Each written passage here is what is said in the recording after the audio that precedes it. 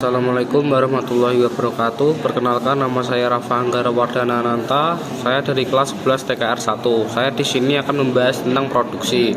Produksi merupakan salah satu kegiatan ekonomi.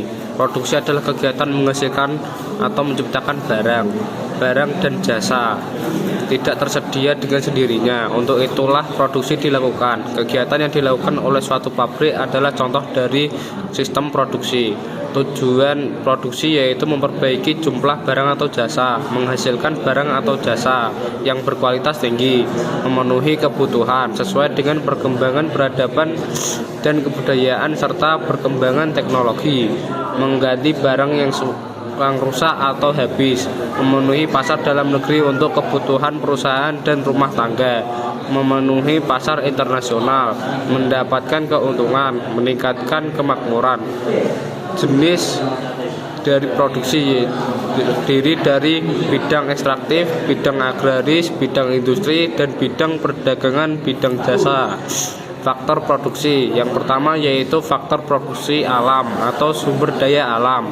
Yang kedua, faktor produksi tenaga kerja atau sumber daya manusia. Yang ketiga, faktor produksi modal manusia. Yang keempat, faktor produksi kewirausahaan atau entrepreneurship. Selanjutnya yaitu strategi produksi, yaitu secara mendasar pengertian strategi produksi adalah suatu perencanaan teknis dalam mengidentifikasi tiap-tiap tujuan dan maksud produk yang akan dijual berdasarkan visi perusahaan. Karakteristik produksi, karakteristik keseluruhan barang atau jasa yang dapat memenuhi kebutuhan dan keinginan dari pengguna barang atau jasa tersebut.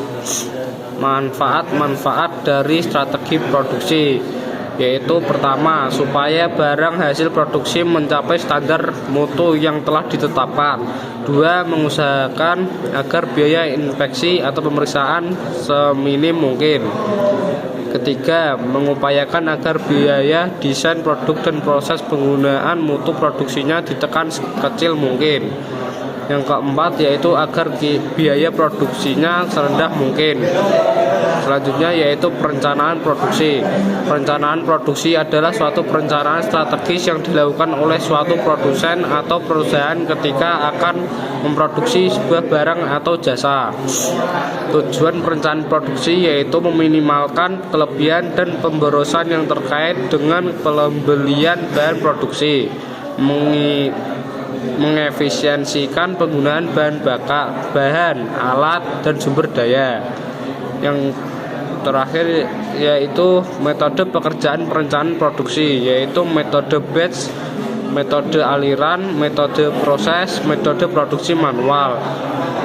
Selanjutnya yaitu alur proses perencanaan produksi, terdiri dari 4, yaitu routing, penjadwalan, pengiriman, dan follow up.